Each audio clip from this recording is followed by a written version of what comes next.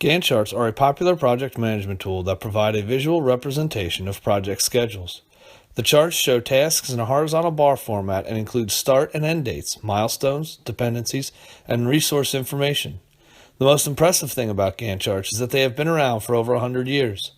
The history of Gantt charts is credited to two men from around the turn of the 20th century. Two of the most famous manufacturing engineers at the turn of the century were Karl Adamiecki and Henry Gantt. Mr. Adamiecki graduated from the University of St. Petersburg in Russia. Mr. Adamiecki was a professor and founder of the Institute of Scientific Organization. He would later write a book about his ideas of displaying interdependent processes that would more visibly show production schedules. Henry Gantt graduated from Johns Hopkins and later received his Master's of Engineering from Stevens Institute of Technology. In 1887, he started to apply scientific management principles to the manufacturing process. Every year an award is given in his name by the American Society of Mechanical Engineers. One of the first tools created for visualizing the process of manufacturing was the harmonogram. The harmonogram predated Henry Gantt's chart. This tool was created by Karl Adamiecki, which he used to schedule the manufacturing process while he worked at the steel mills. The harmonogram was made up of several lengths of paper, each slice of paper representing a particular process in the manufacturing cycle. The length of each slice of paper represented the amount of time each process took. The visualization led to an increase of production by 100 to 400%. The Gantt chart was created by Henry Gantt around the turn of the century. Like Mr. Adamiecki, Mr. Gantt created this chart in an effort to show visually the process and time frames for each process through the manufacturing cycle. This Gantt chart was, and still is to this very day, a successful project management tool. This chart is a simplified version of a Gantt chart. Specifically, it is a slightly modified version of the Gantt chart of our schedule for making this video. We will be using this example to demonstrate the essential features of a Gantt chart available in Microsoft Project. These tasks are placed along a timeline. Each project has a start date and expected end date that can be found on the chart. Each task also will have start and end times and expected durations. You can see on this chart here how the tasks are arranged by when they are expected to begin and be completed. Take note that some charts display working and non-working time as well. A typical chart might have the weekends marked in a different color, and the presence of the weekends would affect bar length in some cases. We worked a variable schedule on this project, however, and so chose not to include this on our chart. As the project progresses, a project manager can amend the chart to show percent completion on these tasks like this. In addition to tasks, Gantt charts also display milestones.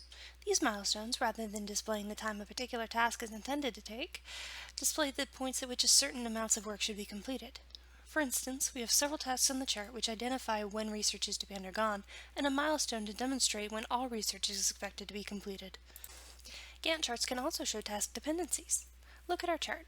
You can see that some tasks can only be started after other tasks have been finished, and other tasks can only be started after tasks have been started. This information is displayed on the chart to help make the relationships between tasks clear, which is helpful in the event of scheduling delays. Finally, Gantt charts can help keep track of project resources and which tasks they are assigned to at a given moment in time. Using a Gantt chart to help keep track of things like which employees are assigned to which tasks helps the project manager to ensure that he or she is never overscheduling an employee, which would likely result in some of the required work being behind schedule and require a redesign of the schedule.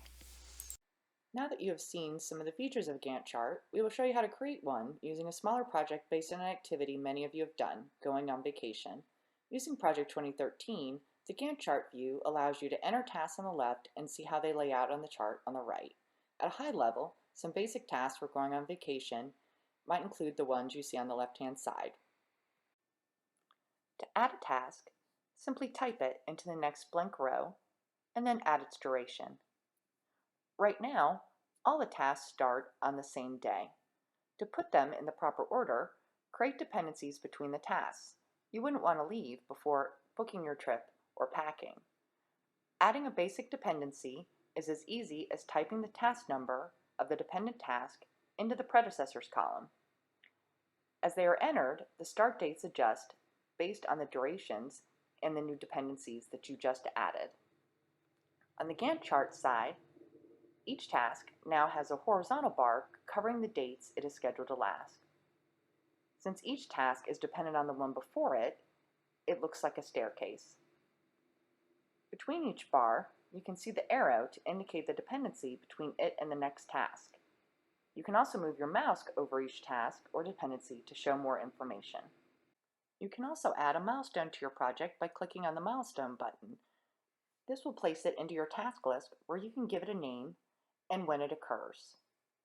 You can also move it up in the task list so that it shows in the order it will happen. In the Gantt chart, you can see that a diamond was added showing the date of the milestone where it should occur. All of these tasks can be divided among different resources.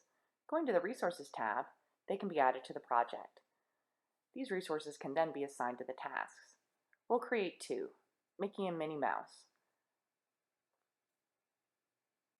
Resources can be added using the resource name column in the task list.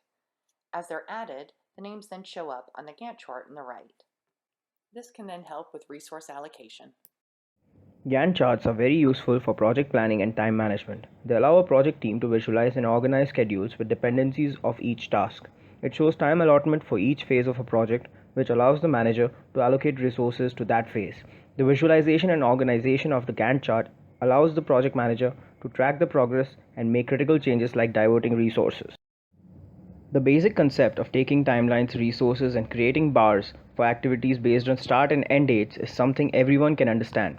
It provides both task level details needed for the execution team as well as an overview for management and stakeholders. Gantt charts make task relationships clear by showing how they are interrelated and mutually dependent. It visualizes the critical path which brings attention to the crucial tasks. Gantt charts easily keep everyone on the same page by showing task progress and relationships. Project managers can look ahead and see where resources need to be anticipated, allocated, or shared for efficient use. Features beyond those basic elements can be found in project management softwares depending on what program is being used. Before using Gantt charts, always research available programs for the desired elements. A small section of the available programs is listed here. New software for creating Gantt charts are continually available in the market. This new software makes Gantt charts more readily accessible than ever. Gantt charts alone do not dominate as project time management tool. Other methods of planning a project schedule will continue to be used alongside. Gantt charts are unlikely to disappear anytime soon, but they continue to share space with alternatives such as PERT charts.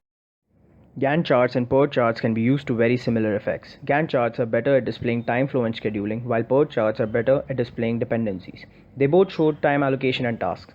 PERT charts show the flow of a project by having nodes flowing from one end to the other. Each node is a task and the arrows show dependencies. A well-detailed Gantt chart can be used to show dependencies as well. In the end, it seems like personal preference more than effectiveness.